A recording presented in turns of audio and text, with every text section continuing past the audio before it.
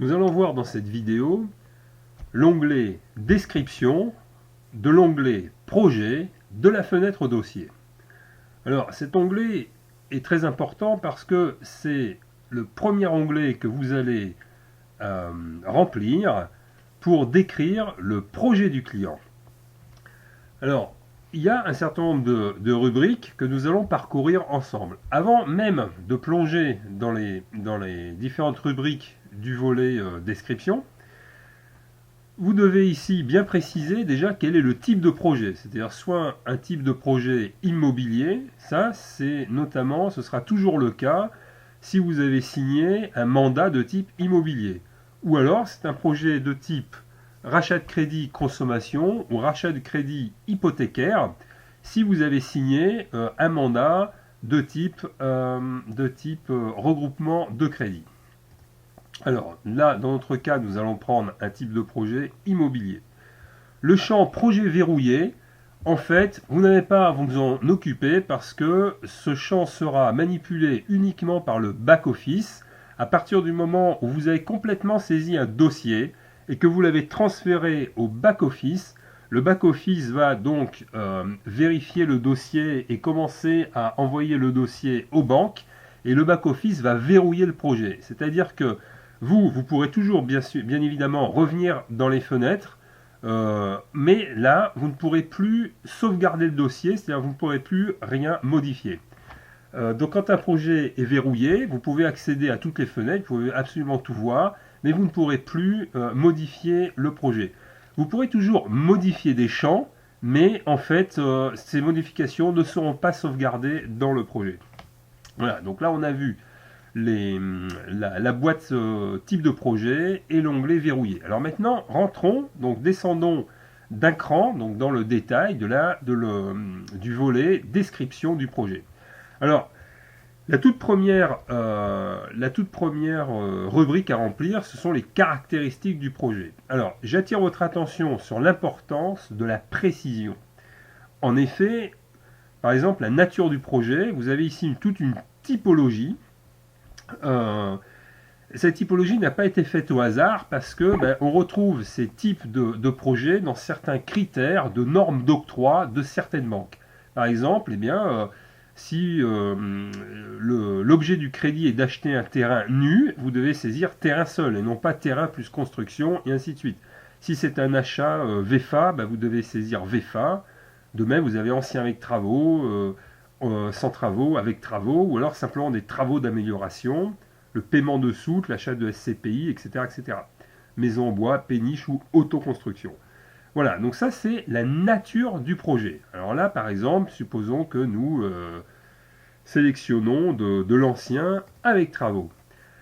Ensuite, vous avez l'onglet destination du logement. Et là, c'est pareil, soyez extrêmement précis parce que ça peut conditionner l'acceptation, le refus ou la détermination d'un tarif particulier par certaines banques. Alors en gros, si vous voulez, c'est résidence principale, résidence secondaire, investissement locatif ou certains cas particuliers. Je veux acheter des hôtels, cafés, restaurants, des commerces, des bâtiments agricoles ou des bâtiments d'utilisation professionnelle. Ici, dans le champ jaune, s'il s'agit d'un investissement locatif, vous saisirez le revenu locatif attendu de cet investissement qui sera pris en compte ou pas en fonction des banques et de leurs normes dans les revenus futurs. Le champ orange, très important, si vous ne comprenez pas bien en fait la destination des fonds, vous cliquez destination des fonds non justifiée. Et ce qui va avoir pour effet d'augmenter le score de vigilance du dossier. Bon là vous voyez, ça n'a pas eu d'incidence, je suis resté là-haut en vigilance standard, mais si le fait de cliquer sur la destination des fonds non justifiés passe le niveau de vigilance en rouge, refus, vous laissez tomber, vous abandonnez le dossier, car il ne pourra pas être traité par les banques.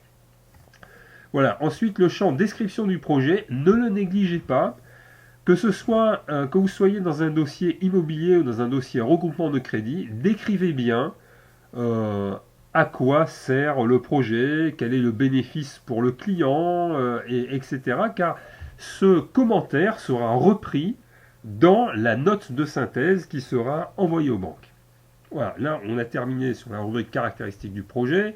Ensuite, les références du logement, c'est assez parlant. Vous rentrez le numéro de lot, l'étage, la référence cadastrale ou le nom du vendeur. Pareil pour la description du logement, vous dites ce que c'est, si c'est une maison individuelle, un appartement, un immeuble ou autre. Vous rentrez le nombre de pièces, l'âge du logement, sa performance énergétique, la surface habitable, s'il y a des travaux, la surface habitable créée, surface du terrain, etc. Très important enfin, aussi le champ bénéficiaire personne morale. Dans certains cas, le bénéficiaire du crédit qui est sollicité auprès des banques ne sera pas directement l'emprunteur, mais une personne morale. Le cas classique, c'est une société civile immobilière familiale.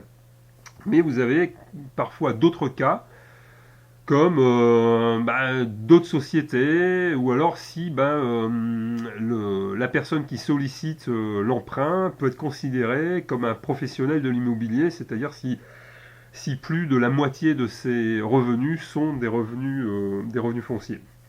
Voilà. S'il s'agit d'une SCI, cliquez aussi si la résidence principale est dans la SCI, parce que c'est un détail qui peut être utilisé par certaines normes bancaires. Voilà. Et si société il y a, là vous rentrez le nom de la société, l'adresse, etc. En cliquant ici sur ce petit bouton, vous allez rentrer dans le choix d'une SCI. Si vous aviez déjà rentré des SCI, rappelez-vous, dans le volet état civil. Écoutez, voilà pour le bénéficiaire personne morale. Ensuite, la localisation du logement. Alors, ne négligez pas ce champ, parce que lui aussi, il peut conditionner des refus inattendus si vous l'avez négligé. Et donc, créer un dossier pour rien. Le bien qui va être acheté, ou les travaux vont-ils être réalisés en métropole, dans les dom-toms ou autres. Si c'est autre et un pays non GAFI, hop, on passe immédiatement en refus. C'est-à-dire qu'il n'y a aucune banque qui acceptera de financer un projet à destination d'un pays non GAFI. Si vous avez un petit doute sur ce qu'est un pays GAFI, regardez ici, vous avez un petit bouton vert avec un point d'interrogation. Cliquez dessus et vous avez une page web qui s'ouvre, qui est la page web de l'organisation GAFI. Et vous voyez ce que c'est qu'un pays GAFI, ce sont les pays en vert. Et vous avez en dessous la liste des pays GAFI. Et donc en gros, un investissement dans un pays GAFI, par exemple en Europe, Amérique du Nord, voilà. Mais bon, en gros l'Afrique, le Moyen-Orient, les Balkans, les pays de l'Est, ce sera impossible de trouver un financement, donc vous pouvez laisser tomber le dossier tout de suite. Là, je reviens donc dans mon dossier.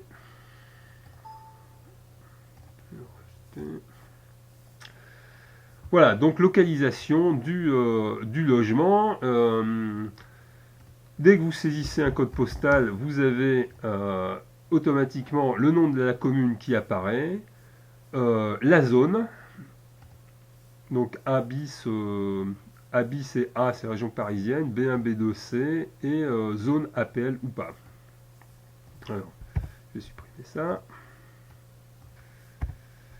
Voilà. Ensuite, n'oubliez pas certaines questions réglementaires qui permettront au dossier d'être qualifié apte PTZ ou pré-accession sociale.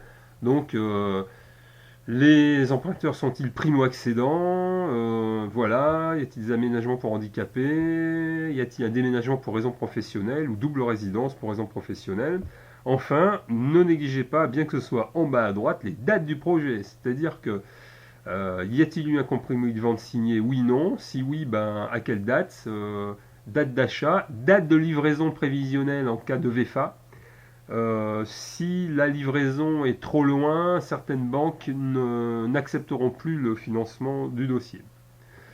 Enfin, ces deux boutons ici vont vous permettre de régler de façon approximative, mais enfin on aura quand même une idée de la sensibilité client sur l'orientation à donner à la hiérarchisation des différentes solutions de financement que nous allons lui trouver. Alors, il y a deux boutons. Celui de gauche, c'est le choix ou la préférence donnée à deux choses un petit peu antinomiques, c'est-à-dire le client voudra-t-il favoriser finalement le coût minimal de l'opération, ce qui concrètement veut dire des durées d'emprunt courtes, ou au contraire, va-t-il favoriser son confort, c'est-à-dire conserver une capacité d'épargne ou un pouvoir d'achat, et ça veut dire plutôt des durées d'emprunt longues. Donc ces deux notions sont antinomiques. Donc posez la question au client,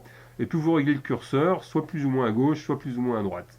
Si on ne sait rien, vous le laissez au milieu. Et ensuite, le bouton de droite vous permet de conserver la sensibilité du client par rapport à la conservation de son épargne. Si vous mettez entièrement à droite, le client veut investir cash le moins d'argent possible. Notamment en cas de vente d'un bien immobilier existant ou en présence d'une épargne existante, eh bien, le client n'est pas obligé de fournir un apport personnel ou de demander un crédit relais maximum. Il pourrait tout à fait faire le choix d'investir, soit d'investir au maximum, ou au contraire de conserver au maximum son épargne. Alors, posez la question pour avoir une sensibilité client, parce que bien évidemment, plus il va conserver son épargne, plus on va emprunter. Et donc, là, le montant du crédit augmentera et ça aura un impact sur le taux d'endettement. Et le réglage de ces deux curseurs sera utilisé par le back-office pour hiérarchiser les différentes solutions de financement afin de pouvoir choisir de façon avérée, de façon documentée et donc de façon pertinente de pouvoir choisir à quelle banque et quelle solution de financement demander pour ce client. Toutes ces informations seront conservées au dossier et nous permettront de justifier en cas de contrôle de nos choix, de la pertinence de nos choix et de la loyauté de notre analyse vis-à-vis du client. Voilà, nous avons terminé le survol du volet description, du volet projet, de la fenêtre dossier. N'hésitez pas à nous contacter à la moindre question.